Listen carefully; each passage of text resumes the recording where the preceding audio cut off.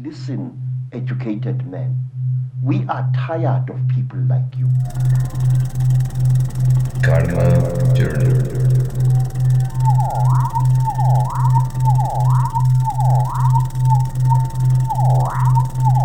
Muy buenas tardes a todos y a todas y a todos. Bienvenidos a esta primera charla que vamos a tener en alianza con la Escuela Colombiana de Ingeniería, la revista Karma y la revista Tratadero de Arte. Muchísimas gracias pues a nuestros invitados de la Escuela Colombiana de Ingeniería y de la revista Karma, que a propósito pues vamos a tener unos ejemplares para ustedes a disposición. Y en este primer espacio, en esta charla, vamos a hablar con dos personas de Art Versus, uno de los espacios alternativos de acción colectiva de arte aquí en Bogotá.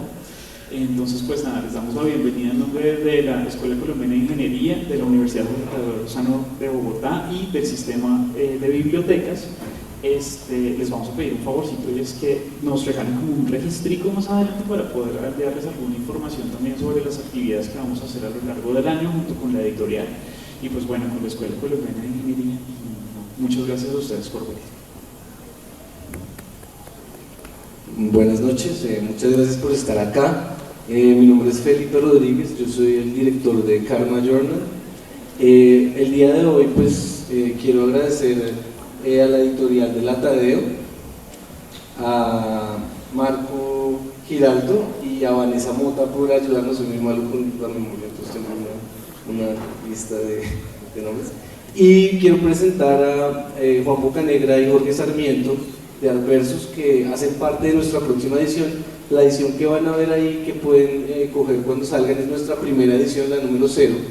La que viene, ellos van a hacer uno de los artículos, van a estar ahí incluidos, y el tema central es la oscuridad. Entonces, pues, no siendo más, pues les doy como la palabra a ustedes para que empiecen su charla. Pues sí, gracias. No, pues un poco sorprendente, cada uno en la mitad de la luz de este, ¿no? Digamos, primer encuentro de espacios cuestionables, ¿no? Sí, Wow. Importante, histórico, ¿no? Mierda, gran convocatoria. No, mentiras, gracias por los que han venido. Es un esfuerzo realmente importante en esta ciudad gótica, ¿no? Llena de, pues, sí, transporte público, digamos, coherente y, bueno. En la Semana Cultural, ¿no? Sí, bueno, pues hablando de Semana Cultural, digamos, podríamos incluso enunciarnos, pues, no sé, pues, primero que todo, no somos tan cultos, pues, entendiéndolo como con cultura con doble O, digamos, y por eso nos parece como extraño, pero igual muy gratificante estar acá, es decir, hacemos como parte de un espectro oscuro, casi que social, automarginal, censurable, pero pues incluso somos como exalumnos de la Tadeo. Claro, de hecho es paradójico, pero desde un principio sí se nos hizo como ajeno la descripción, por ejemplo, que se hizo en Facebook de esta charla, digamos algunos términos muy específicos, ¿no? Por ejemplo, los artistas hablarán acerca de su trabajo, ¿no? Esa palabra de trabajo realmente ha sido como uno de nuestros, una de las cosas por las que precisamente unos artistas, yo creo, como para rehuir de esa idea del trabajo en los términos institucionales, como establecidos, sociales. De hecho, para eso hay una cita que nosotros nos ronda la cabeza, también puede ser totalmente controvertible, pero es de seguramente el crítico más interesante, o que a nosotros nos hemos seguido más, que se llama Pablo Batelli. Pues precisamente ha sido tan crítico del medio que su objeto de crítica al medio mismo, pues eventualmente se alejó de él y él del medio también. Sería como la situación más probable de un crítico frente a su objeto de crítica, ¿no? Que se aleje. Lo otro, seguir en la crítica, como querer hacer una carrera de críticos también, ¿no? Pero hay una cita muy interesante, la voy a leer rápidamente, sobre el trabajo, que dice: el trabajo tiene, según el diccionario, una multiplicidad de definiciones, siendo tal vez la más importante la de considerarse una ocupación remunerada. ¿Dónde están entonces las ocupaciones no remuneradas? Si estas ocupaciones no se entienden como trabajo porque no tienen remuneración, pero tampoco se entienden como ocio porque no son una asociación de actividades, nos indicaría un lugar extraño entre nuestra ya a priori clara línea inicial que nos separa los apuestos, ocio y trabajo. Entonces el arte debe encontrarse en ese lugar extraño o en sus cercanías, una actividad no remunerada que no es cesación de actividad. Tal cosa parecería ser el arte, una actividad que no es trabajo, pero tampoco es ocio. Esa es una cita de un texto que estaría chévere si les interesa verlo. Se llama Arteley, Pablo Arteley, y es básicamente eso. Otro término con el que también nos sentíamos como digo ajenos en la presentación era el término colectivo, ¿no? Sí, digamos que antes de ello me pareció interesante como entendernos dentro de incluso la paradoja trabajo y ocio. Digamos que no se trata de, ¿no?, sino como estar como otra vez equilibradamente entre la luz y la oscuridad, ¿no?, entre el ocio y el trabajo, que son, digamos, estructuras sí, aparentemente contradictorias, pero digamos que en nuestro caso pues tratamos de volver esa, digamos, fatalidad una virtud en nuestra actividad, y por eso mismo esa virtud tiene que ver como con que no somos o no nos entendemos como un colectivo. Colectivo por lo general tiene que ver como con una noción democrática representativa de votar por una idea, por alguien, ¿no?, que lo representa a uno, y cuando uno vota por alguien posiblemente el otro lo anula, ¿no? Entonces para nosotros es más importante discernir, hasta que incluso hemos matado ideas entre nosotros para que no sean públicas porque no llegamos a un acuerdo, y pues es más importante, digamos, llegar a un acuerdo que imponer una idea sobre el otro. Y desde ahí pues nos entendemos más como una entidad que como un colectivo, digamos. Donde no es un colectivo en esos términos, sino es como una especie de tercero entre los dos. De hecho nosotros desde hace tiempo, sobre todo recientemente, nos hemos visto, digamos, en ciertos márgenes a varios niveles, entre esos como unos márgenes en los que llegamos a encontrarnos con un tema que es de hecho académicamente cuestionado, inviable, ridiculizado, que son como los temas como del ocultismo y de las prácticas esotéricas, digamos, sobre todo en un contexto como este es cuestionado si esas prácticas vienen de lo contrario o están por fuera del marco institucional de la religión colombiana, ¿no? Sí, digamos, nosotros somos, ¿no?, digamos, artistas de pregrado de la Tadeo y todo eso, pero no sé ustedes, algunos seguramente estudiarán arte, los que no, pues bueno, lo siento. Sí, porque ¿qué más estudio, no? Pues, bueno. Pero cuando uno estaba haciendo arte, esta idea como, ¿no?, digamos, de emancipar lo espiritual o una práctica, ¿no?, digamos, espiritual alternativa, o incluso que alguien le dijera a uno como, no, Dios y arte, pues era pues, satanizable, ridiculizable, marginable. Bueno, pues seguramente por esa automarginación estamos como acá en este momento de nuestra vida, ¿no?, en la talla. Pero pues para ello digamos que queremos hablar de una cosa muy importante para nosotros, y es el concepto de máscara deífica, que tiene que ver como con un concepto muy, digamos, básico que se le olvida como a la gente. Nos interesa hablar de máscara sobre todo porque pues, ¿no?, acabamos de llegar del Halloween y, ¿no?, esta idea de todas las enfermeras sexys y, ¿no?, pues a mí lo pone mal, digamos. Pero sobre todo porque la máscara lo que hace la gente es como quitársela y ponerse como una estructura de poder, como para no ser libre o escapar de sí mismo. Y no sé si ustedes sepan, pero digamos que el concepto o el uso o el primer uso occidental de la máscara fue como en el teatro griego, y no fue como para, digamos, asumir otra personalidad, sino para amplificar el sonido propio. Es decir, la primera máscara fue una caja de resonancia sonora para amplificar el sonido, es decir, una especie de micrófono. Pero pues obviamente la máscara no tenía, digamos, como sino una estructura formal exactamente igual al rostro de la persona que la portaba. Entonces, pues la máscara básicamente es 1 más 1, ¿no?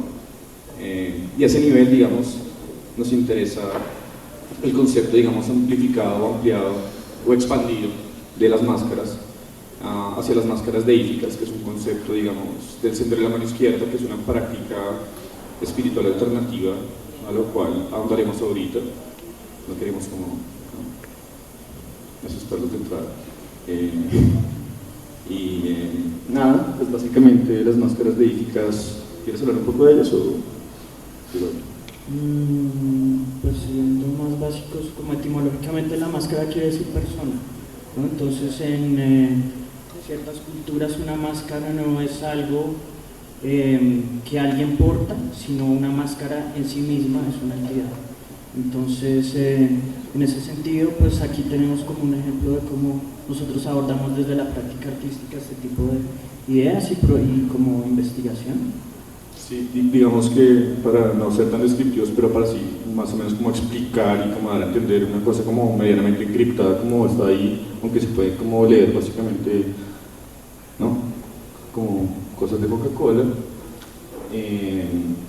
Pues nada, esa cosa que ustedes acaban de ver ahí viene de acá. Esto es, digamos, una especie de representación de un mito popular que tiene que ver con la apropiación del logotipo de Coca-Cola, pero más que la apropiación es entender, digamos, esta idea, digamos, ¿cómo se llama? Inconsciente, no, sino subliminal, pues básicamente en el logotipo Coca-Cola está implícito subliminalmente un hombre blanco escupiendo un hombre negro, ¿no? Digamos que es básicamente la estructura vertical donde estamos como parados en el mundo, digamos, y a ese nivel pues a nosotros nos interesa, digamos, espero que la estén como, ¿no?, mirando, porque la idea de acá es exactamente, digamos, tiene que ver con esta. Si este hombre blanco se puede asumir, digamos, como este hombre blanco, que es, digamos, viene este hombre blanco, en este caso viene de una lata de Coca-Cola Light, que de hecho está diseñada para un público femenino, y esta sería el negro, que es Coca-Cola Cero, que está diseñada para un público masculino. Lo que nosotros hacemos aquí es básicamente volver, digamos, en un mismo eje las dos, ¿no? Volverlas horizontales, pero cuando las volvemos horizontales le damos cabida, digamos, a un tercero, que es rojo, ¿no?, que tiene que ver con esta raza, digamos, también como negada dentro incluso el racismo. Es terrible. Y tiene pues seguramente 4 ojos, 2 narices y 2 bocas, como, digamos, en este momento podemos estar siendo. Entonces a ese nivel, digamos, que estamos trabajando nuestro inconsciente, nuestra subliminalidad, y nos estamos como apropiando de ella para ser medianamente como conscientes dentro de esta inconsciencia colectiva, ¿no? Sí, es una apropiación de un mensaje subliminal, ¿no?, que es claro ahí, ¿no?, como es como el hombre blanco escupiendo a un hombre negro, digamos, esa es la lectura como subliminal del logotipo. Nosotros lo que hacemos es ponerlo, lo que está en un eje vertical, ponerlo horizontal, y digamos a hacer una alusión como a las razas, ¿no? Sí, este es un boceto y es como algo incipiente hasta ahora. La idea es como hacer una máscara, esa máscara portarla, etcétera, hacer como un ritual al respecto, pero no lo tenemos claro, es una cosa que está en proceso, ¿no? Sí, eso es como, es chévere porque es un proceso y ya les vamos a mostrar, digamos,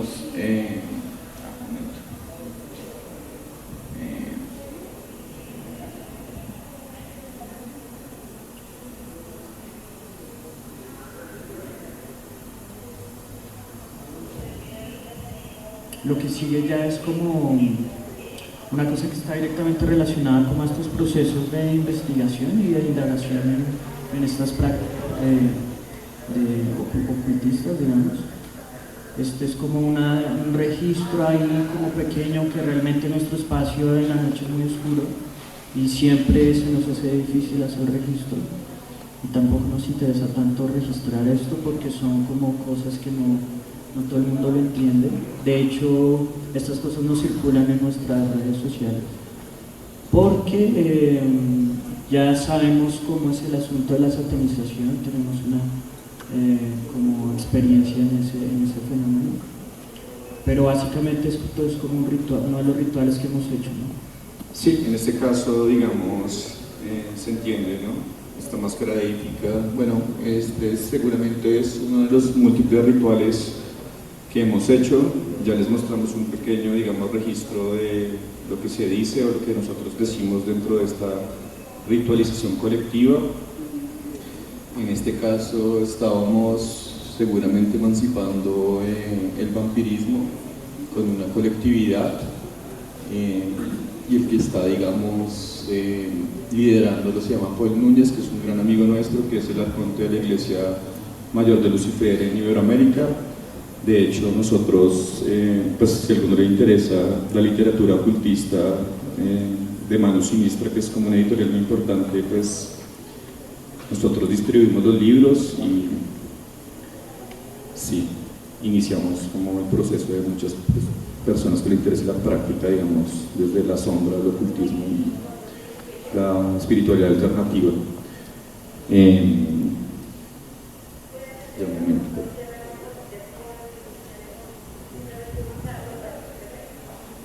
Sí, en este ritual se usó la máscara de Baphomet, que es como uno de los arquetipos más usados como en la IML, de alguna forma.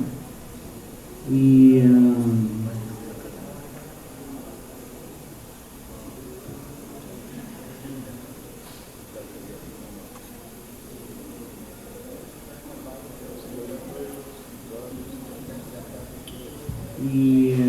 pues básicamente nuestra historia es bastante particular en ese sentido, ¿no? Nosotros comenzamos realmente como adentrándonos en este tipo de asuntos porque hubo un evento paranormal en la casa en donde estamos. La casa en donde estamos es una casa como muy antigua, es muy vieja y es como una especie de, realmente como una finca en la mitad de la carrera séptima, en la mitad de la ciudad, que es Chapinero. Entonces ahí parece que hay una historia ahí como de unos vínculos como con unas prácticas a ese nivel. Y pues, como les digo, han habido como eventos que uno describe como paranormales porque van más allá como de los 5 sentidos que uno cree que tiene. Entonces a partir de ahí comenzamos a indagar en cosas que van más allá de los sentidos que uno asume, ¿no? Entonces, si quieren después les cuento bien la historia. Pero a partir de eso nuestro primer acercamiento fue con un grupo que se llama la Iglesia Mayor de Lucifer, que es realmente como una organización internacional, o digamos que tiene varias sedes como en varios países del mundo. Uno de esos es Colombia, y en Bogotá y en otras 2 ciudades creo de Colombia también hay como esta congregación, que realmente más que una iglesia es como un grupo de gente que se reúne alrededor de la idea de este arquetipo, ¿no? Que es Lucifer, que en principio este nombre nos remite como al mito cristiano del anticristo, digamos, como a la contra de lo bueno, de lo positivo, de la luz, pero realmente Lucifer viene del portador de la luz, ¿no? Etimológicamente o efectivamente significa el portador de la luz, lux verde, ¿no?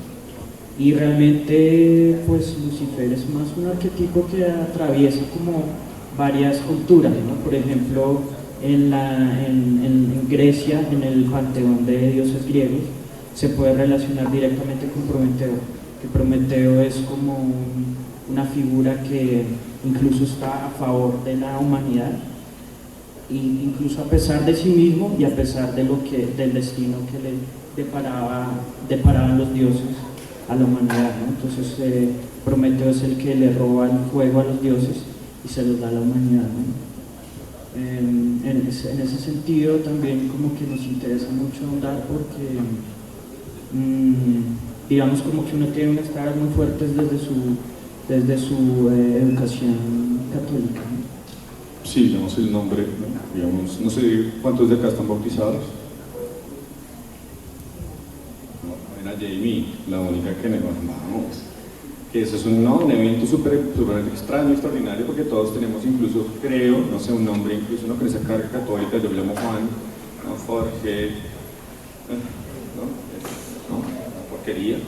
Entonces, digamos que la mayoría, digamos, de círculos ocultistas o prácticas, digamos, alternativas, por lo general la gente se nombra a sí misma. Por eso a nosotros nos interesa mucho la máscara arquetípica de Don Nadie, porque Don Nadie es eso, ¿no? Como ser mucho y nada a la vez, ¿no?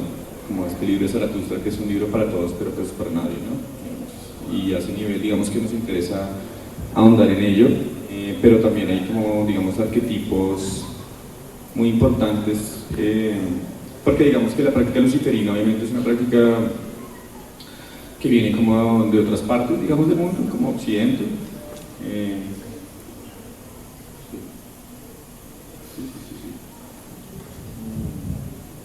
Y pues digamos que está bueno, pues porque todos estamos como, digamos, colonizados a ese nivel, evangelizados, pero también hay otras prácticas, digamos, supremamente autóctonas, ¿no? Digamos, cuando digo autóctono me refiero al territorio, me refiero, digamos, al terreno en donde nacemos y no, digamos, a Colombia, ¿no? Porque Colombia viene, ¿no?, de Colón y, ¿no?, digamos, Simón Bolívar, o sea, esto es tan facho que Simón Bolívar nos puso Colombia como tributo a Colón, o sea, es ya demasiado, ¿no?, hegemónico como el valor. Y pues nada, les vamos a mostrar, digamos, una pequeña, digamos, muestra de un ritual que se denominó lo femenino demoníaco. Digamos, nos interesa mostrarlo en este punto, digamos, porque estamos en una estructura, primero vertical, segundo como un mundo como de hombres, y a nosotros nos parece como realmente importante el espíritu femenino, pero no, digamos, desde lo doméstico, que es como lo más probable que a un man le interese como ese espíritu, sino todo lo contrario, es como para matar nuestra heteronormatividad y entrar como en esta, digamos, estructura salvaje, salvajemente horizontal obviamente. Y digamos, en mi caso, que yo me llamo Juan Bocanegra, que pues digamos que suena bien, suena como artístico y toda la estupidez, pero digamos, finalmente pues Bocanegra, pues ni idea, ¿no? A mí me suena como a beso negro, a black kiss, ¿no? Como a sexo, digamos, anal, como desde la boquita, pero también, digamos, que en la cultura, o digamos la estructura náhuatl, o sea, mesoamericana, había una diosa que se llamaba Tlatzotecotl, que significa boca negra, que es la que come mierda y caga vida, ¿no? Que es un poco lo que hacen las lombrices cuando, ¿no?, están en la tierra y como que está un terreno muy, digamos, denso. Lo que hacen es airearlo con su, digamos, popó, ¿no? Entonces, pues creo que me identifico bastante como con esa idea de darse muerte, comer mierda, irse a la oscuridad y finalmente sacar un poco de luz de ella, ¿no? Entonces ya segundito. Digamos, es, digamos, para hablarlo como en términos más como claros. Digamos, este es un proceso deconstructivo de esa educación que nosotros, digamos, siguiendo este camino nos hemos dado cuenta como que nos limita demasiado, ¿no?, esa idea de ser católico. Entonces, en ese sentido, por ejemplo, hemos hecho eventos conjuntamente con una agremiación de grupos ciudadanos ateos, y por ejemplo hemos hecho como un proceso que se llama de apostasía, ¿no?, que es la apostasía básicamente se trata de un proceso legal mediante el cual uno firma un documento y lo pasa a la Iglesia Católica, y mediante ese documento uno lo que hace es desvincularse de la institución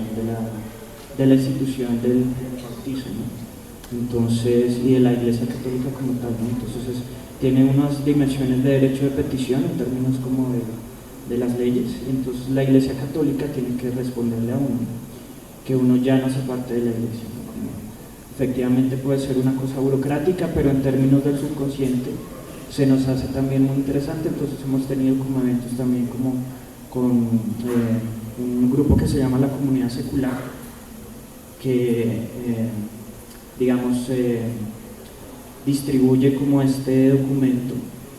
Pero más allá de eso, a nosotros nos interesa también un ejercicio que tenemos pendiente, y es como intervenir este documento en relación a lo que cada uno quiere, ¿no? Entonces, más allá de un documento cerrado de derecho de petición, uno puede incluir, por ejemplo, incluso más o quitarle menos razones para ser parte de la Iglesia Católica.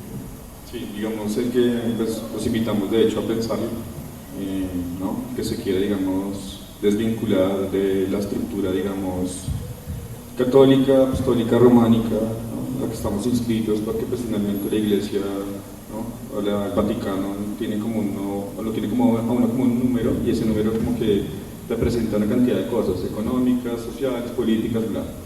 Entonces, el que le interesa ese proceso, digamos, de desbautizarse, nosotros, pues, digamos que también tenemos acceso y nos interesa bastante ayudar a esos procesos como de autonomía espiritual y dogmática y bla, bla, bla. Entonces, sí, aquí estamos, vamos para ello. Esta pues, es una cosa ahí como interesante, pero íntima, es extraño mostrarla, o sea que, pues, no sé, todo bien.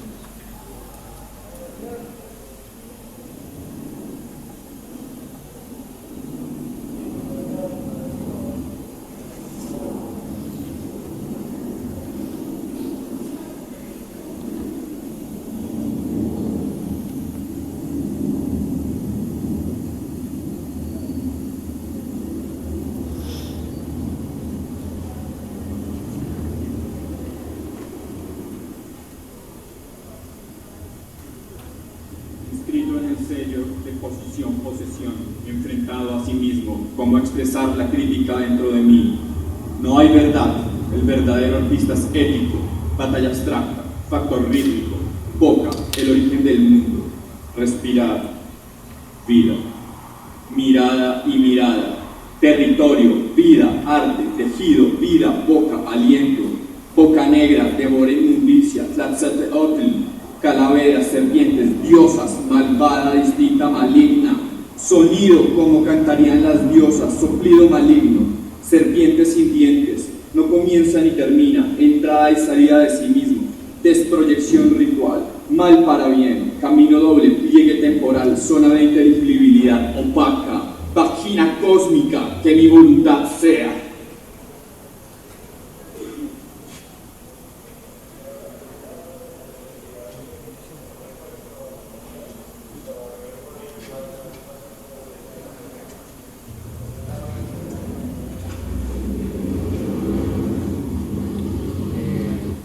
Mostramos hasta ahí porque es algo de mi participación, ya vendría otro tipo de, ¿no? Emancipación desde la palabra, seguramente con otros elementos no se muestra mucho ahí. Yo tenía seguramente una daga, y unos papeles y unas inscripciones en el piso, y mi diosa, digamos, mi máscara deífica era Tlatzalteotl, como les digo. Había otro tipo de máscaras como Hécate, que es la diosa, digamos, de la encrucijada, de la multiplicidad. Estaba también Lilith, ¿no? Que es la que, digamos, para los judíos cristianos masturba a Adán, y con ese semen se lo introduce y hace el panteón demoníaco. Bueno, y ya. Uno puede poner Kirby si quiere también, dentro de, digamos, la magia, ¿no? Ya depende de uno cómo entiende cada concepto para elaborar el arquetipo, ¿no? Pero digamos que esto es un poco más elaborado y menos fácil de entender. Ya vamos como a empezar, digamos, desde afuera hacia adentro para entenderlo. Entonces, vamos a mostrar, digamos, un evento que fue relevante para nosotros y fue como para entender, digamos, la filosofía luciferina. Nos comunicamos con la Iglesia Mayor de Lucifer, sede de Bogotá, y los invitamos, digamos, a participar de un evento en Art Versus, que pues yo no sé, leamos esto que una parte, sí.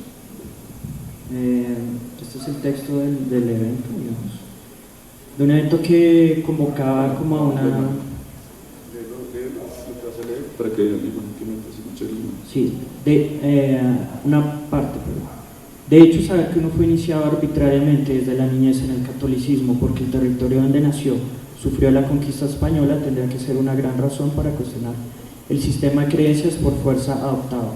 Ese dogma de la palabra de Dios, aquella compilación traducida y editada durante siglos, hasta la dudosa pero indiscutible versión actual, cuyos tergiversados relatos actualmente se hilan sin remedio a punta de múltiples contradicciones.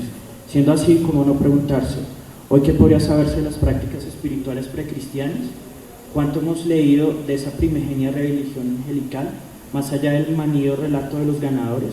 ¿Acaso ustedes de los que no creen brujas, pero dice que las hay mientras se burla de él? La existencia de una dimensión espiritual, ha visto fantasmas, tenido experiencias premonitorias y leer horóscopo. Muchos obviamente no creen en el infierno, pero se comportan moralmente como aquel que quiere ganarse el cielo. Elogia a aquel lumi viviente llamado Papa Francisco, aparecido como por arte y magia de alguna agencia publicitaria, ante la alarma de una inminente decadencia, entre otras razones, por políticas de cubrimiento de hábitos de pederastia tan propios de esta institución. Y mientras se burla la rectitud de un personaje, como el procurador Ordóñez concibe a su propio Jesús personal como aquella entidad ante la que le es consecuente blasfemar, fornicar, abortar, ser homosexual, etc. Asimismo, no cree en la Santa Iglesia Católica, pero sin alternativa se casó o casará en una de sus sedes, tal como fue bautizado, disfrutó su primera comunión, la confirmación, y por muy poco practicante que haya sido, recibirá la unción de los enfermos, su familia lo enterrará en un camposanto, por supuesto, y finalmente bajo ceremonia oficial de esa empresa espiritual congregadora de las mayores muchedumbres rebañescas, obcecadas por tradición, ignorantes pero hechas cómplices en perversos usufructos de sus propias ofrendas y pagos de servicios religiosos. La valor moral acarrea un peso muerto que debería caer por sí mismo. Esa cruz de la hipocresía del que peca y reza y la mediocridad de acomodarse ese empate tenía que ser siempre agotada. Eso fue un evento, una introducción, una parte de la introducción al evento que fue como una dinámica que se pliega como a un sistema de la Iglesia Mayor de Lucifer que se llama el Círculo Abierto, que básicamente se trata de un grupo de estudio donde los sábados quincenalmente o mensualmente se convoca al grupo y a gente interesada como en adentrarse en estos temas, como en una especie de grupo de estudio como alrededor de temas específicos que tienen que ver con el sendero de la izquierda. Sí, digamos, como para ampliar o reducir lo que acabas de decir, pues como es arriba es abajo, como es adentro es afuera, y pues esta agrupación tiene su afuera, que es filosófico y es un esquema de pensamiento práctico, pero la práctica ocultista o la forma del adentro sí es como un poco lo que acabamos de mostrar, que es algo mucho más ritual y sí, pues como profundamente teatral, ¿no? Entendiendo el teatro desde la crueldad, desde Artaud, no desde la representación, sino desde la presentación. Y a este nivel, digamos, que tú estabas mencionando, Jorge, fueron como 3 reuniones en las cuales lo que nosotros les propusimos a ellos para como entrar en diálogo, fueron 3 libros, pero La puta Babilonia de Vallejo, la Biblia de Satán de Anton LaVey y no recuerdo cuál. El Anticristo de Nietzsche. Sí. Que son textos, digamos, súper amplios, pero ¿no? encriptados como para hablar. Incluso, no sé si ustedes conozcan a Mauricio Cruz, que pues, es un profesor, como un artista, profesor de los Andes, que es tan, digamos, interesante que dice que el mejor arte que se ha hecho en la historia de la humanidad es católico. Entonces, ¿no? Era un dúo ahí, como una paradoja así, como, ¡oh, qué delicia! Fue tan heavy, muchachos, que después de 4 horas como de deliberar, como realmente heavy, ¿no? Como pesado, o sea, la gente se paraba para hablar, para emancipar la palabra y todo el asunto. Pues nada, la conclusión fue que el primer luciferino fue San Agustín, porque San Agustín, digamos, nada, fue de los manes que dijo básicamente como, no, parce, si existe Dios, está aquí. Existe dentro de mí. Eso, digamos, que también lo puede decir Spinoza de otra forma. Spinoza lo dice como, bueno, si hay algo que puede pensar el espíritu, es mi cuerpo. Y por ahí va, digamos, el satanismo y las prácticas, digamos, del centro de la mano izquierda. entendiendo el cuerpo como una especie de vehículo y de canal, y no como, digamos, de negación, como, digamos, lo puede entenderse como el cristianismo.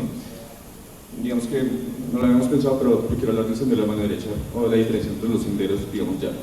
Porque, digamos, el sendero de la mano izquierda, que es el sendero del luciferismo, del satanismo y de las prácticas, digamos, alternativas, digamos, digamos, determinantes, se diferencia del sendero de la mano derecha, digamos, para, sí, ir rápido a resumirlo, que son prácticas, digamos, dogmáticas, por lo general abrahámicas, es decir, desde el Islam hasta el judío-cristianismo, que tienen mandamientos y por lo general son monoteístas, ¿no?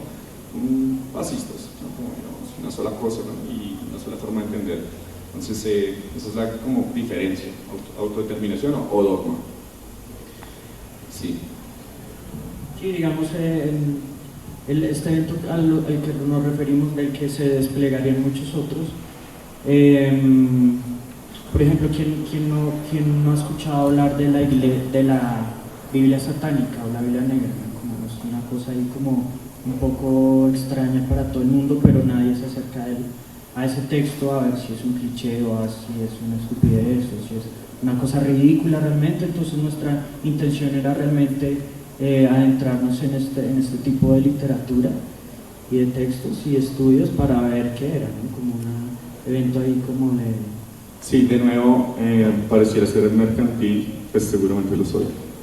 ¿No? Es como negar, ¿no? ¿Dónde estamos?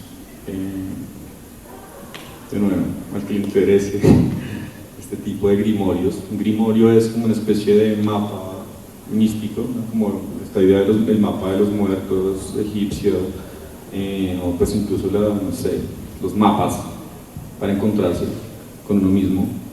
Pues sí, estamos desde, digamos,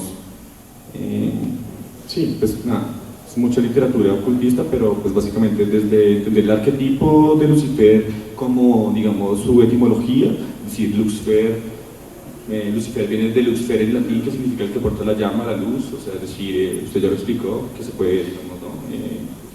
Será análogo a Prometeo o incluso al siglo de las luces, o bueno, simplemente como, ¿no?, prender la luz, bueno. Y a ese nivel, digamos que hemos ampliado, digamos, la estructura, pero sobre todo por medio del arte. Digamos que para nosotros el arte es como, digamos, algo muy importante. Obviamente, pues, es un medio, no es un fin, y tampoco, digamos, que el fin del arte debería ser el arte contemporáneo y, ¿no?, la idea como aséptica del arte, sino, no sé, pues digamos que la bohemia no es como ser cool, sino oler a mierda y a vómito y como disfrutarlo, digamos, y en ese sentido es como amplificar la sombra y la oscuridad. No significa literalmente nadar en su vómito, sino, ¿no?, saber que uno también vomita y, ¿no?, que ese vómito se puede configurar. Y a ese nivel, digamos, nada, tenemos en nuestro espacio, digamos, un cineclub, que por lo general se llama Cineclub Antisocial, pero en este caso era en Semana Santa, ¿no? La génesis de las grandes religiones abrámicas, el cristianismo, el judaísmo y el islam. Pero esto no se limita a esas religiones, sino también en el proceso histórico. Mismo Egipto tuvo su época solar y patriarcal. Como en este caso, la voz de fondo posteriormente es de Paul Núñez, el arconte mayor de la Iglesia Mayor de Lucifer, perdón. Y lo que hicimos fue un ciclo, digamos, de películas de Kenneth Anger. Si no lo conocen, pues lo deberían conocer. Es un, digamos, cineasta ocultista muy relevante, que hizo una película que se llama Lucifer Rising, y bueno, muchas más. Y lo que hicimos como en estos momentos fue como tratar de ponerlas, proyectarlas, pero sobre todo con esta idea de, no descriptiva, sino de amplificar, digamos, la imagen. Son películas que requieren, digamos, un conocimiento, ¿no?, encriptado del asunto, y pues para nosotros es importante, digamos, eso, ¿no?, como que no sea como tan difícil de entrar allá, ¿no?, porque pues ya entra la miedo. Entonces, ¿para qué más? Ya les muestro otro momento. Dominado en vez de lo masculino. Aquí presente la casa, los cultos a las mujeres, los cultos a la prostitución. La mujer era venerada en todo sentido y las mujeres podían tener varios concubinos, a diferencia de lo que se ve después.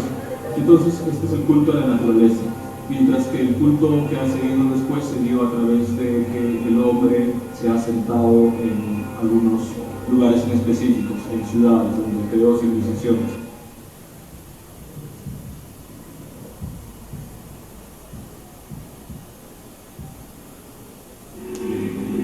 Fue bastante transformado, lloré mucho, pero me sentí renovado. Esa fue la primera vez. La segunda vez que siguió a las semanas fue una experiencia con la parte masculina, con Osiris en esta ocasión, mientras que en el femenino masculino de la mujer, que fue a través de Samael, que es mi hermano. Ahí se veía a través de imágenes feroces, con leones, con el sol, con la guerra.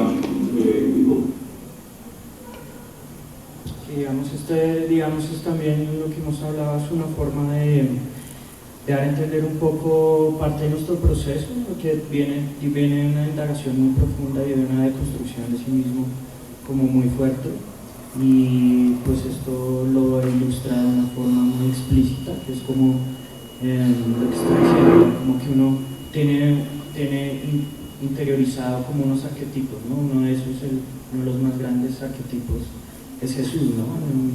Un personaje heroico, pero mártir, pero también que se sacrifica, etcétera, que sufre. Y nosotros en este venir de artistas nos hemos dado cuenta que lo tenemos muy dentro de nosotros, como todos, tal vez más que unos y menos que otros, pero nuestro interés sí es como cuestionarlo dentro de nosotros mismos. Entonces, literalmente, lo que hicimos fue coger el crucifijo, que es como un objeto muy de todas las casas popular en Colombia, y lo rompimos, como está ahí, y lo pusimos en una esvástica, ¿no? No sé si han roto un crucifijo, pero marica, esa mierda es real.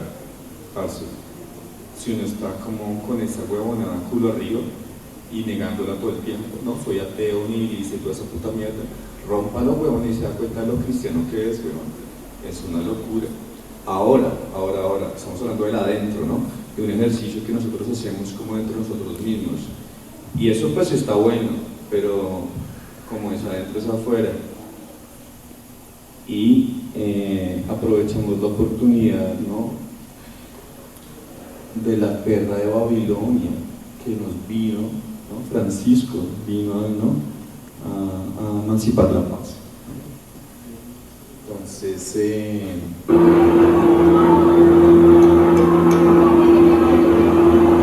básicamente nuestra práctica también está muy ligada con las acciones públicas, y más allá de la práctica artística encerrada en la producción virtual, que fácilmente circula comercialmente, también nos interesa como este tipo de cosas, ¿no? Entonces, esto se hizo justo cuando el Papa Francisco vino a votar, le tomamos una foto al objeto, esa foto le hicimos cartel, y ese cartel lo pegamos a lo largo de la carrera séptima, principalmente por donde pasó el Papa Móvil, ¿no? Y también estuvimos ahí como en la congregación de gente que estuvo por donde pasó este señor. sí, no, nosotros realmente pensábamos que nos iban a echar fuego, y pues marica, es que es tan pesado el mundo en donde estamos que es luz por luz, es decir, estamos deslumbrados ideológicamente, o sea, que la oscuridad ni siquiera se ve, marica. Entonces era como Francisco, o sea, fácil, muy fuerte. Había gente cogiendo las tetas a la novia, que no es la novia, bueno, para que viera a Francisco si no le traía el pestaño, una cosita muy rara. Este fue como una invitación a una exposición que tuvimos cuando los dos cumplimos, cuando Nai cumplió 11 años y los dos teníamos 34 años, entonces se llamó Older Than Jesus, 11 Older Than Jesus, ¿no? Es una exposición como bastante sistémica con varias como proyectos artísticos, pero en eso no vamos a ahondar. Pero otra de las acercamientos que hicimos como el cuestionamiento como de la iglesia, la institución católica incluso en el arte. Fue una intervención que hicimos en el Museo de Arte Contemporáneo. Sí, es que espera, yo te entiendo tu pausa, porque esa mierda se debería llamar Museo Minuto de Dios. Sí, digamos, efectivamente el Museo de Arte Contemporáneo de un lugar como tan católico y tan retardatario y reaccionario como Bogotá tenía que venir de una institución católica, ¿no? Entonces es muy paradójico que eso pase, porque el arte contemporáneo precisamente se cuestiona como esas cosas, ¿no? Entonces fue así, para ser descriptivos, básicamente lo que hicimos fue como un recorrido por el museo, alrededor de la idea de participar en una convocatoria, y nos dimos cuenta que este lugar estaba como totalmente poblado de este tipo de logotipos, ¿no? Que es el logotipo de la Corporación Minuto de Dios, que es como la cruz de Cristo vuelta al logotipo, ¿no? Entonces hicimos una caja de luz y la pusimos en el techo del Museo de Arte Contemporáneo. Sí, difícil de decir. Pero realmente lo más mal parido, lo más loco de todo es que bueno, tú lo dijiste, pero déjame decirlo de otra forma. Es que en serio, cuando estábamos haciendo el recorrido por el barrio, literalmente, como en serio, como entendiendo la práctica, ¿no? Como, bueno, ¿qué hacemos? Que había gente con, digamos, indumentaria, con el logotipo cosido a máquina, o sea, ya era una cosa como, ¿no? Pesada. Entonces, obviamente eso tiene que ver con la corporativización de uno mismo, digamos, como ser parte de un colectivo enterprising, ¿no? Como de ir a la luz incluso como con la bandera empresarial, y efectivamente esto se llama reposicionamiento de marca, que es, ¿no? O sea, nosotros lo que queremos es que ese museo se llame el Museo Minuto de Dios. Es más, si alguien sabe cómo le podemos vender esa obra a ese museo para que la ponga, es muy chévere, porque lo que logramos hacer fue lo siguiente, y es que la gente reconoció eso no como un museo, sino como una iglesia. Es decir, la gente pasaba y se daba la bendición. Eso pasaba también, eso ocurría también porque detrás del museo hay como un auditorio que obviamente es subutilizado, porque, pues tal vez sobra decirlo, pero ese museo es corrupto no solo por varias razones, sino porque no está bien gestionado, entonces no gestiona eventos dentro de ese lugar. Entonces lo que pasa es que ese teatro está mayormente usado como para grupos de oración. Solamente la gente iba los domingos, sobre todo, y se da la bendición frente a esa. Pero como tú sabes que el que peca es pato, ¿no? Julio García Herreros, que fue el que, digamos, hizo la gestión para que el museo fuera como museo, no sé si se acuerdan, no creo, espero que sí, o que no sé. Ahí es cuando el man, digamos, recibe la plata de Pablo Escobar para hacer ese museo y dice, pilas lo que dice. Francamente, estuve en Medellín ayer recibiendo una bellísima hacienda que me regaló para obras sociales don Pablo Escobar. Yo sé que muchos se pueden escandalizar. No piensen que el padre García Herreros, en quien se tenía esperanzas, también se corrompió. Cuando se hace la voluntad de Dios, no hay corrupción. Una cosa paradójica que ocurre ahí en ese barrio es que actualmente hay agremiaciones de vecinos que están, o sea, en principio ese barrio fue hecho por la Corporación Minuto de Dios, pero actualmente lo que está pasando es que la Corporación Minuto de Dios, que se asentó dentro de ese lugar, está creciendo y está creciendo de una forma como un pulpo, como que tiene además de universidad, colegio, radio, etc. Entonces hay agremiaciones de vecinos que están luchando contra la gentrificación que está causando la misma Corporación Minuto de Dios y contra la venta de sus inmuebles, ¿no?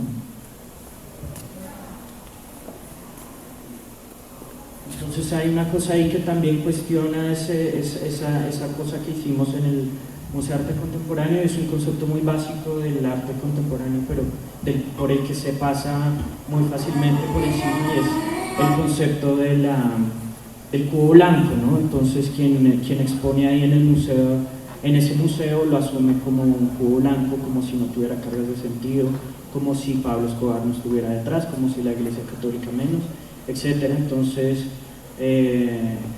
digamos que nuestra primera sede, como arrancamos Arversus, cuestionaba directamente esa idea del cubo blanco y más allá de eso como de la idea del arte contenido en un lugar solamente.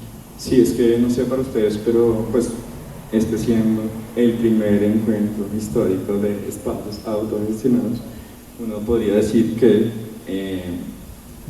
lo mínimo para hacerlo es cuestionar el formato de cubo blanco, lo mínimo, es decir, o de público, o de cosa, o de lo cosa. Digamos que entendemos que ¿no? Incluso hacer parte del adentro, de la luz, de la institución, tiene que ver como con marcar tarjeta, o sea, trabajar.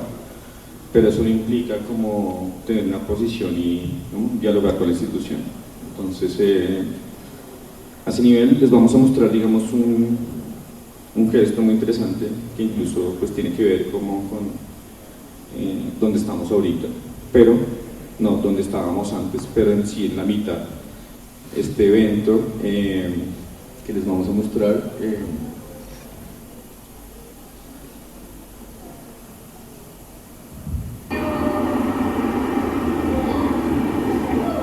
nuestra sede anterior queda exactamente una cuadra al norte donde estamos ahorita. De hecho, creo que nos echaron incluso nos cobraron el doble, o sea, gentrificamos la zona. Lo que pasa es que nuestro sistema de exhibición era una pantalla, digamos, que retroproyectaba en la terraza hacia la séptima contenidos. Teníamos un par de parlantes como de 720 y en este caso pues pusimos un video que no lo pueden encontrar en internet, que son dos loras cantando la barea, la barea. Eso lo pusimos el Jueves Santo, los Jueves Santos, digamos, no nos importaba como no, el día de San Felipe, el jueves de San Felipe, no, el Jueves Santo, marico, ¿dónde pone este video? ¿No? Y lo más chistoso es que éramos los dos, ¿no? Es como, o sea, dos loros, dos.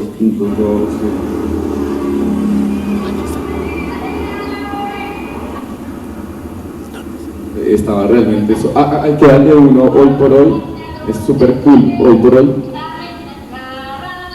Entonces comenzamos a hacer, frente a la idea del cubo blanco, comenzamos a hacer intervenciones muy específicas, sobre todo teniendo en cuenta el momento específico, ¿no? Entonces, como Juan dice, esto fue como una Semana Santa, y también así, comenzamos a hacer proyecciones, simplemente video, un formato muy básico y elemental, pero a la vez muy efectivo en términos como ese problema que tiene el arte y es como el público, ¿no? Porque efectivamente lo que pasaba era que teníamos un sonido muy efectivo y se podía escuchar alrededor de 3 cuadras a la redonda el sonido, entonces no éramos tan buenos vecinos, pero siempre que pasaba era muy interesante porque la gente que pasaba por ahí sí o sí tenía que alzar la mirada a la pantalla, ¿no? O buscar de dónde venía ese sonido. Bueno, otra de las cosas que voy a interrumpirte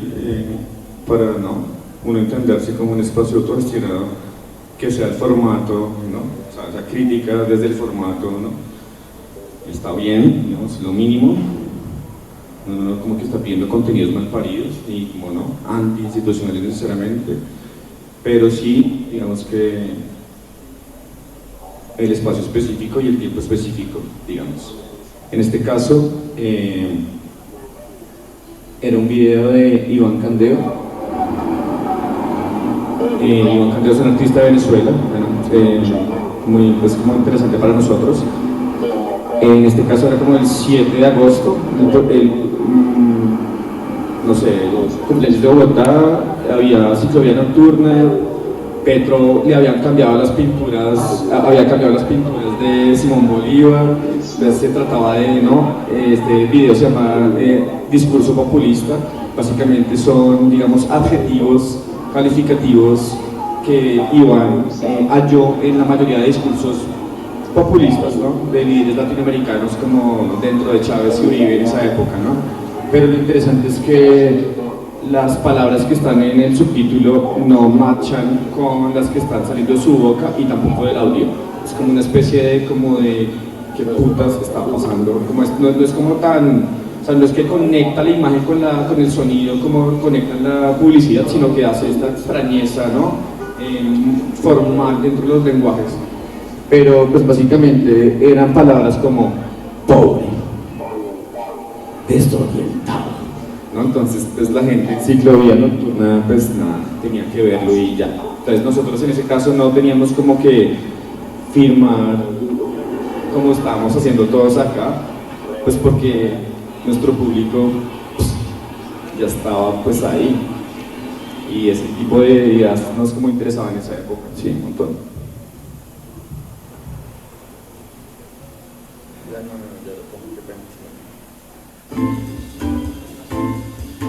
Sí, comentamos eso, sí, digamos. Sí. Sí, en el sentido de cuestionarnos el formato de un espacio alternativo, pues comenzamos a ver también como que la gente de los espacios, de esa primera ola de espacios autogestionados, lo que pretendía era ser una pequeña institución, ¿no? Entonces, en vez de tener salas blancas grandes, pues alquilaban casas y tenían salas pequeñas, pero igualmente blancas, igualmente pretenciosas, igualmente asépticas y estériles. Entonces, en ese sentido, también tuvimos como un espacio de encuentro y desencuentro muy fuerte que se llamó la Mesa de Espacios Autogestionados, en donde ¿cuál?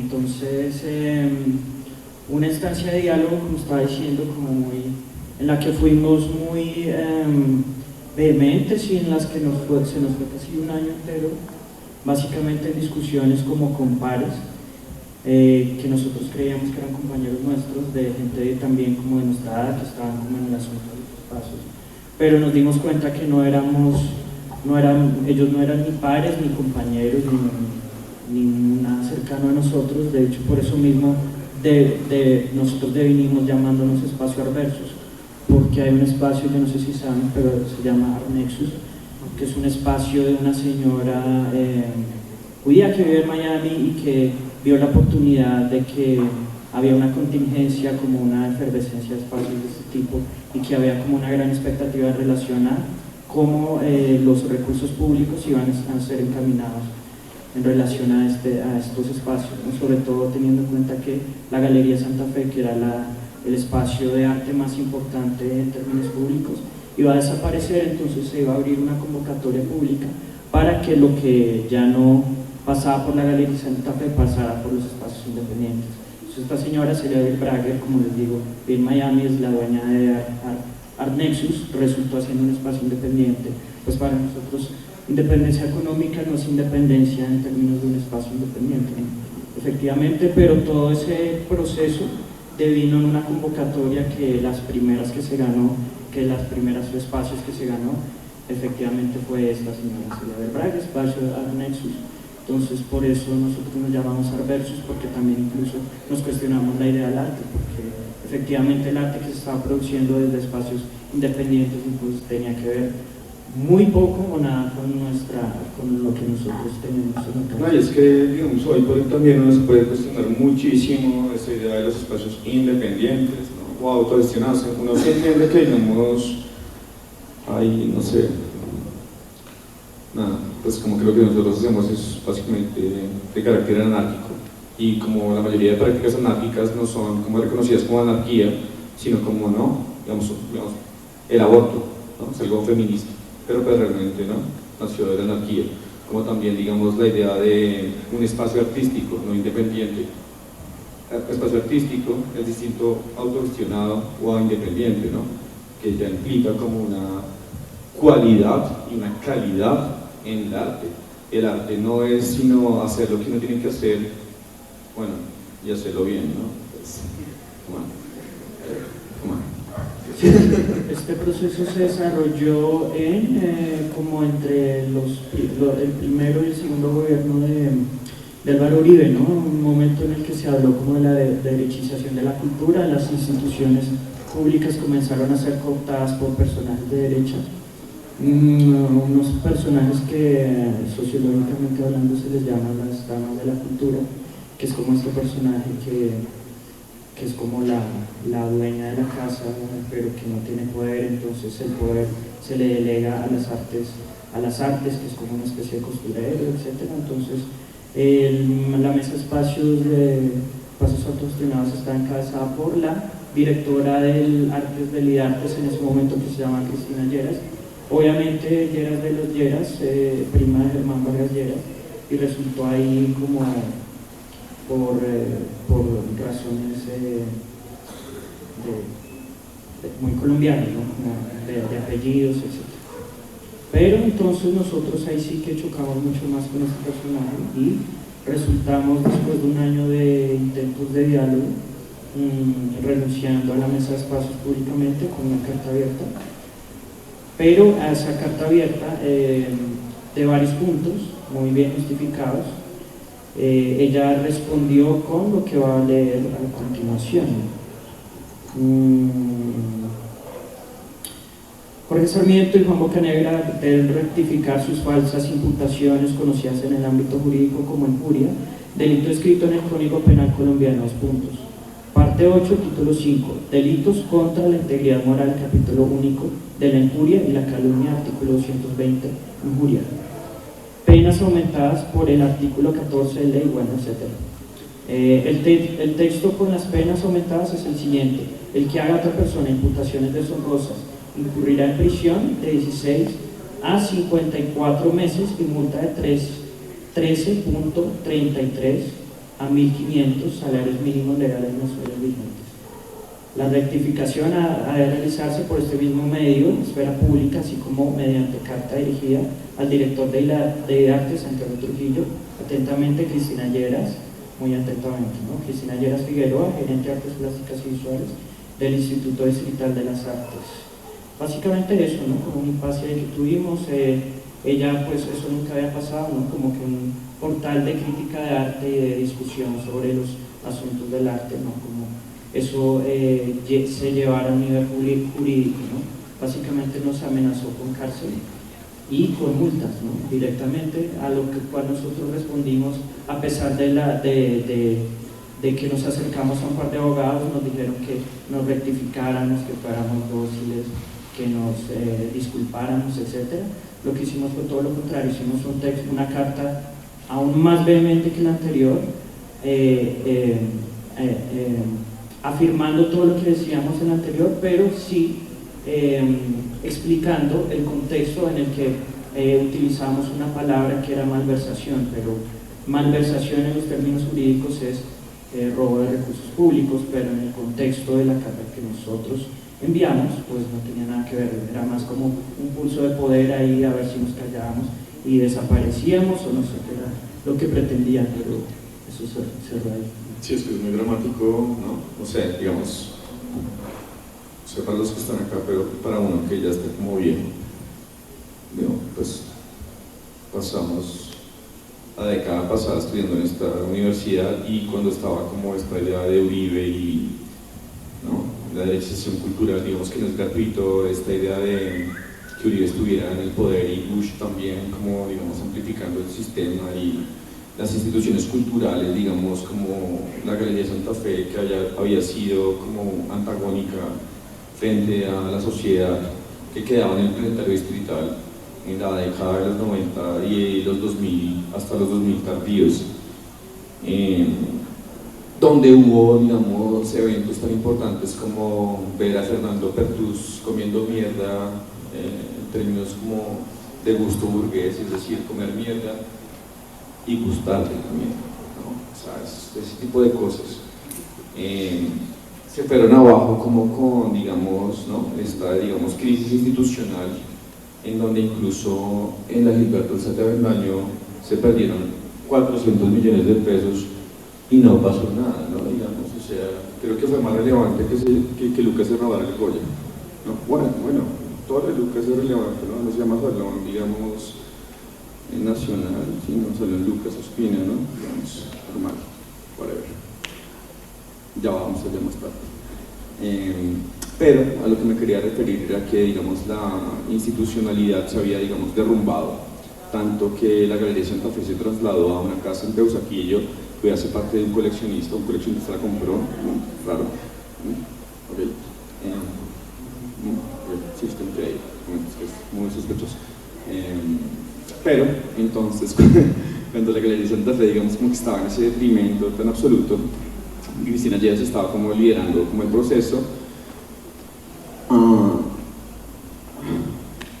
Es que me cuesta un poco otra vez hacer esto, pero yo cuando veía en la Galería Santa Fe ver lo de Fernando Peruzzi, les conté, y luego de un momento a otro ver, digamos, que la Galería Santa Fe se prestaba para una feria que se llamaba Huepa, que era, digamos, de diseño alternativo y colombiano, en donde el diseño alternativo y colombiano eran llaveros de Superman, la Mujer Maravilla, y fuera de eso habían cucos, ¿no? Calzones, como esas niñas que hacen calzones y como dicen, ay, soy diseñador y hago calzones y mi amiga es Cristina Lleras y me ponen una kermés, o sea, una puta kermés como de un club social de mierda, y entonces uno dice, bueno, como putas no vamos a manifestarnos y a emancipar este mensaje, y obviamente el sistema de control y poder nos dice como, bueno, nos podemos mandar a la cárcel. Nosotros denunciamos eso.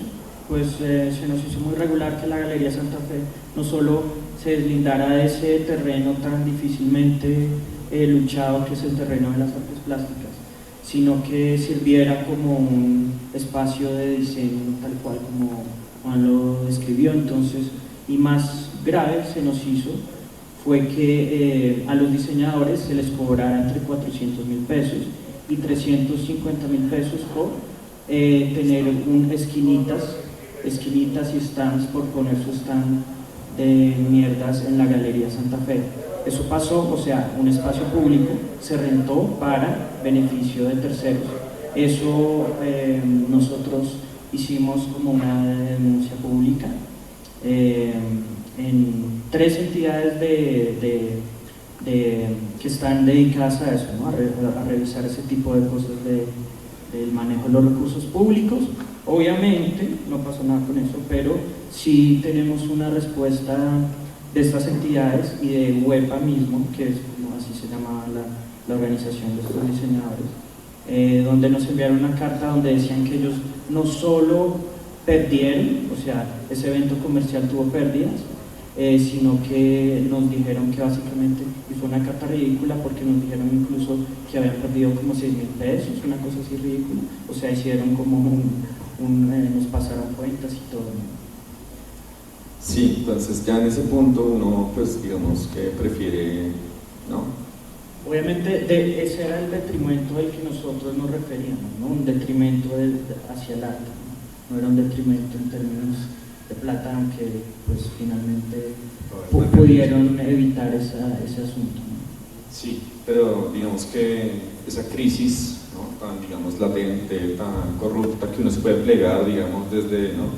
Incluso lo doméstico, pues no sé, a nosotros como que sí nos costó mucho trabajo y preferimos como emprender una idea como muy clara que es ser emprendedor y es quemar como, ¿no? nuestro futuro institucional o esta idea, pues igual acá estamos, yo no sé en un momento, así que es como, sí, pero sí, digamos que este proyecto tiene que ver con quemar por lo menos la imagen, digamos, porque no, todo el mundo quiere ver el mundo arder, pero comiendo popcorn en su cama, ¿no? Fight Club, ¿no? Sería de, chimba Tyler Dent, ¿ok? Y el estatus Tyler Dent, ¿no? Digamos.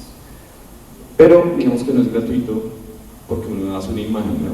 Porque digamos en esa época también de la derechización cultural, no sé si ustedes sepan, pero este momento. Digamos, este tipo de imágenes en este punto pueden ser un cliché, de hecho Hollywood en términos técnicos pues arrasa con este tipo de imágenes, pero en ese momento, en esa época específica, fue realmente muestra de un proceso muy fuerte por el que estábamos pasando, ¿no? Como de alguna forma las instituciones artísticas son como en términos arquetípicos como una figura paterna-materna. Entonces en ese momento que se vinieran abajo, incluso el programa de artes de la TADEO, que es algo que después explicaremos, pues sí fue muy fuerte para nosotros. Y pues incluso antes de tener un espacio independiente, autogestionado, lo que sea, este fue como una de nuestras, este fue literalmente nuestro proyecto de grado de esta institución.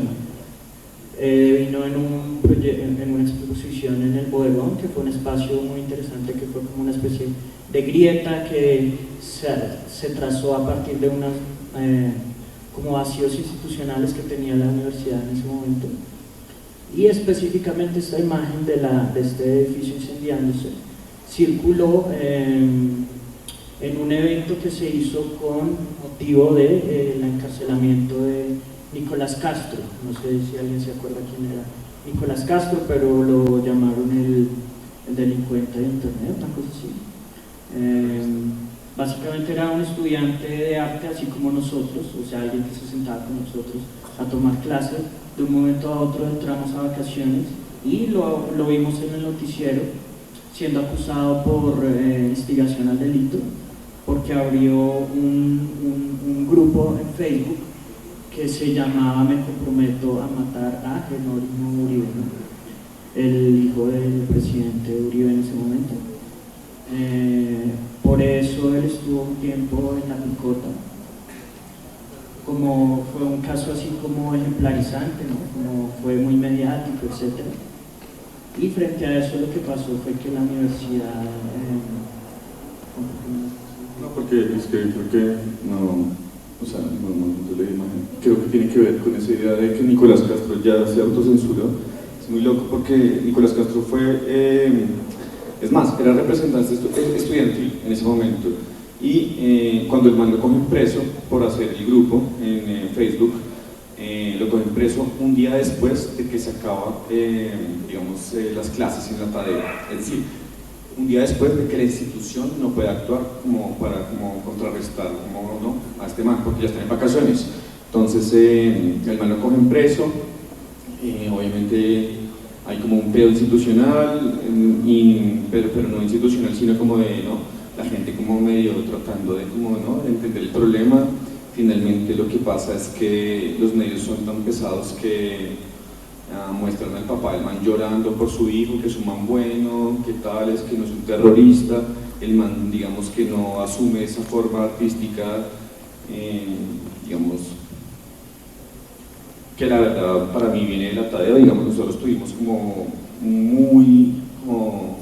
o sea, una formación muy fuerte en términos críticos. Es decir, no sé, los de aquí que conozcan a Víctor Albarracín, Milena Bonilla, incluso Mario Paso, ahí está, Metámolo, Manuel Santana, Juan Mejía, no sé, gente crítica que, digamos, tiene como una posibilidad crítica desde la luz, pero no desde la oscuridad, y como que, nada.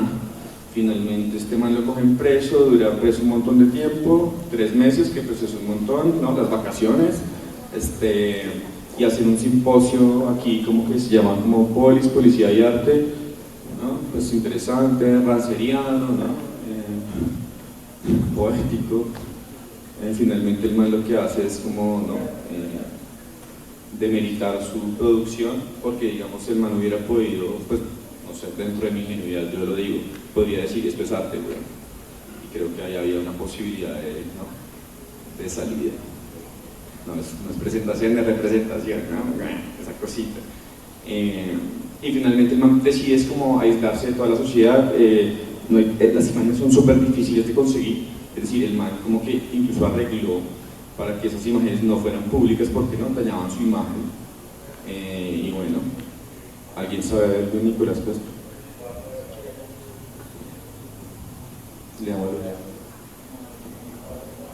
Sí, me parece interesante leer esto.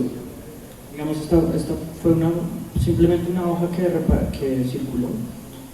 No sé si usted tiene ahí el video, pero bueno, no es necesario. En una parte tenía la imagen de esta biblioteca incendiándose porque el evento fue acá mismo, y en otra tenía estas páginas de Nietzsche, de ha sido la Zaratustra del pálido criminal, que básicamente Dice, pero una cosa es el pensamiento, otra la acción y otra la imagen de la acción, ¿no? Digamos que, pues yo no sé, uno comprometerse a una cosa en Facebook no significa hacerla, pero lo que pasa es que el man cuando hizo esa imagen o ese grupo se le metieron como, ¿no? 4, digamos, comunas de las FARC, del ELN, y ¿no? El grupo duró 8 horas, lo rastreó el FBI. Entonces, en medio de esa crisis, ¿no? Más allá de lo de Nicolás Castro, había una crisis difícil en la tarea, ¿no? Que era como pues la historia es bastante larga, pero básicamente la decana de la Facultad de Artes Plásticas en ese momento resultó empoderándose de cosas más allá de lo que ella misma podía asumir. Entonces de hecho se metía a las clases, como por ejemplo se le metía a los profesores de pintura diciendo que estaba preocupada porque los estudiantes estaban saliendo sin saber pintar, lo cual era un poco absurdo porque uno asume la pintura desde la idea ampliada de la pintura. Entonces para uno una propuesta artística de la pintura puede ser desde el video, digamos, esa era la noción que uno tenía desde la formación que nosotros tuvimos, ¿no? Pero entonces devino como en una crisis muy fuerte.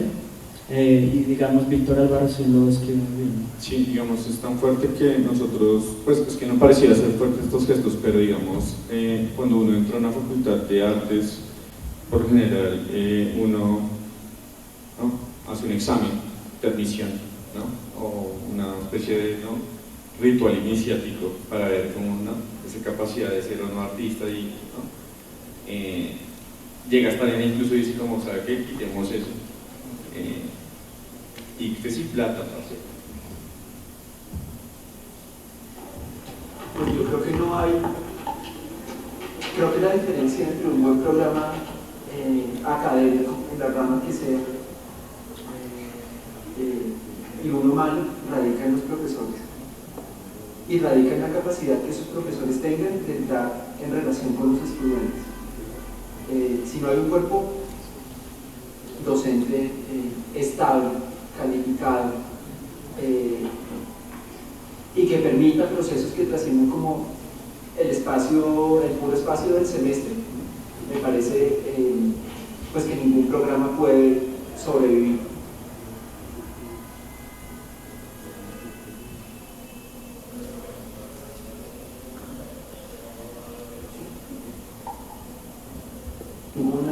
No había en la facultad no hay ningún interés de que los profesores investiguen. Creo que los profesores de blanco únicamente tienen dentro de sus obligaciones unas horas reservadas para investigación, pero si no estoy mal, esas horas se utilizan en consejos académicos simplemente realizando trámites burocráticos. Evidentemente, pues creo que hay un problema muy fuerte en la facultad y es que cualquier ejercicio de pensamiento pues está mal visto. Y en ese sentido, pues no creo que haya ningún interés de que ninguna investigación se lleve a cabo.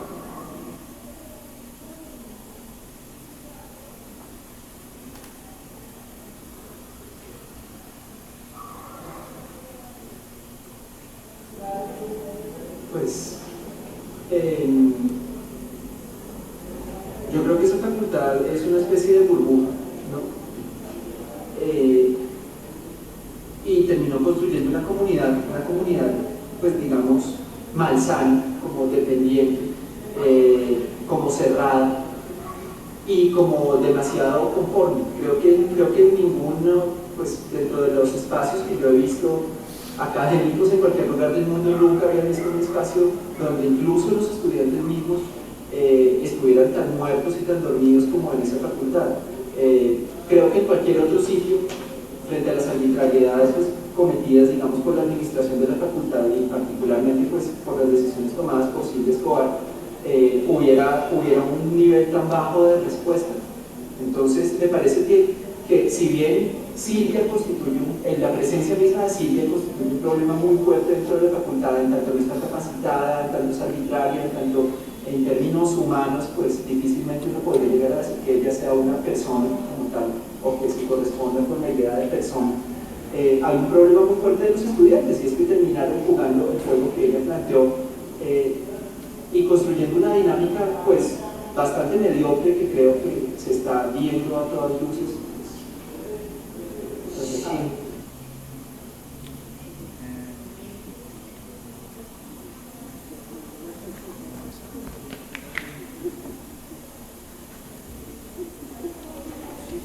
Pues yo creo que no hay. Pues básicamente él es Víctor Albarracín, digamos, una figura importante cuando tenemos que hablar de la idea de espacios autogestionados, porque él fue el precursor y como la figura más visible de un espacio que se llama el Bodegón, que básicamente salió del Atadeo. La mayor parte de gente casi era del Atadeo, y eso ocurrió precisamente, paradójicamente, en medio de la crisis, ¿no? Mientras la universidad tenía unos vacíos institucionales muy fuertes, donde dentro de la universidad no podían pasar cosas, pues ellos básicamente en una bodega aquí muy cerca del Atadeo, el alquilaron entre profesores y estudiantes, y abrieron un espacio que fue realmente muy dinámico, y desde donde el cual solamente se podían hacer, pues difícilmente se podía hacer, presentar proyectos críticos frente a las instituciones mismas y frente a la sociedad mismas, porque les digo que, como les decía, había como una derechización muy fuerte, y pues en ese bodegón se hizo el proyecto incendiario, ¿no? Que fue el proyecto de las instituciones incendiarias. Hay una imagen ahí como al ladrillo. ¿Qué es eso básicamente? Sí, digamos que un momento.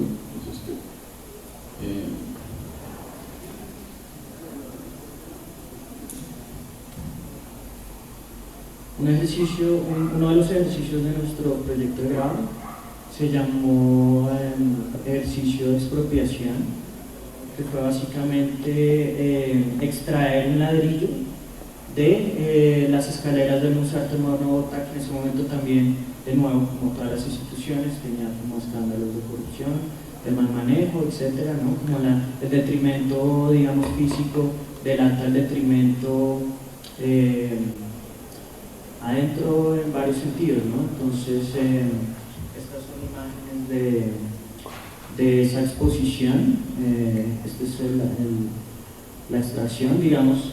Hay un antecedente ahí, es que la historia es un poco larga, pero el Museo de Arte Moderno, como lo conocemos, se construyó gracias a una campaña que se llamó Compré un ladrillo, donde la gente que quería aportar a esa gran idea de un Museo de Arte Moderno para Bogotá podía aportar comprando una serigrafía de Santiago Cárdenas.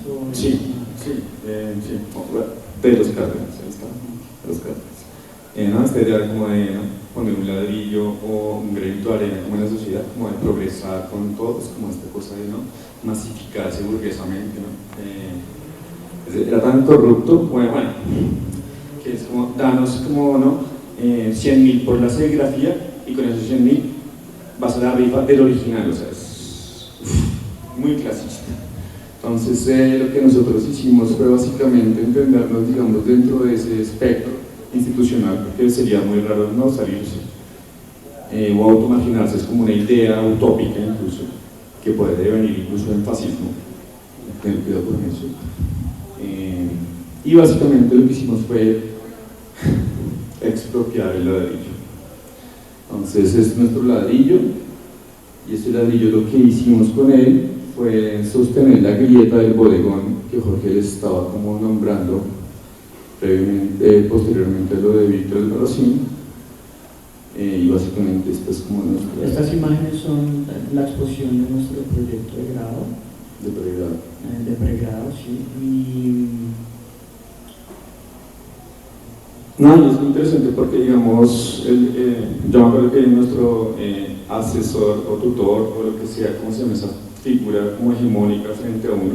nos decía, marica, se robaron el ladrillo del mambo, pónganlo en un pedestal. Uf, qué pedante, ¿no? Como, o sea, qué forma tan extraña de entender, ¿no? Sí, el gesto, digamos, y por eso era interesante ponerlo como en el piso para que sostuviera la grieta que le estábamos abriendo a la institución, que finalmente no nos representa, sino nos presenta frente al otro. O sea, y había un vacío en el espacio, y ese vacío se llenaba con gente y con formas como dialógicas de seda, no de, mira mi obra. La palabra expropiación siempre la utilizan como los gobiernos, ¿no? Como para tomar recursos privados y supuestamente volverlos públicos, ¿no? Pero en este caso también es un ejercicio ahí como de autonomía, ¿no? Como de trazar su propia, ¿cómo se llama? Sí, como... Raya. Sí. ¿No? Digamos, está el ejemplo de Mocus, que es como, ¿no? Totalmente risible hoy por hoy, ¿no? Digamos, ¿no? Después de la imagen de Claudio tocando piano, ¿no? Marica, ¿qué pasó ahí? Pero Mocus era chévere antes. Mocus, ¿ya? ¿Quieres hablar del Mocus artista? Sí, él tiene una frase ahí como muy interesante, muy gráfica. Y él dice que un artista es el que traza una línea en una cárcel y a partir de esa línea asume su propio espacio. La forma de liberarse del rango de la cárcel es asumir un espacio, incluso menor, dentro de ese mismo espacio, ¿no? Entonces, es un poco eso, ¿no? Como pensando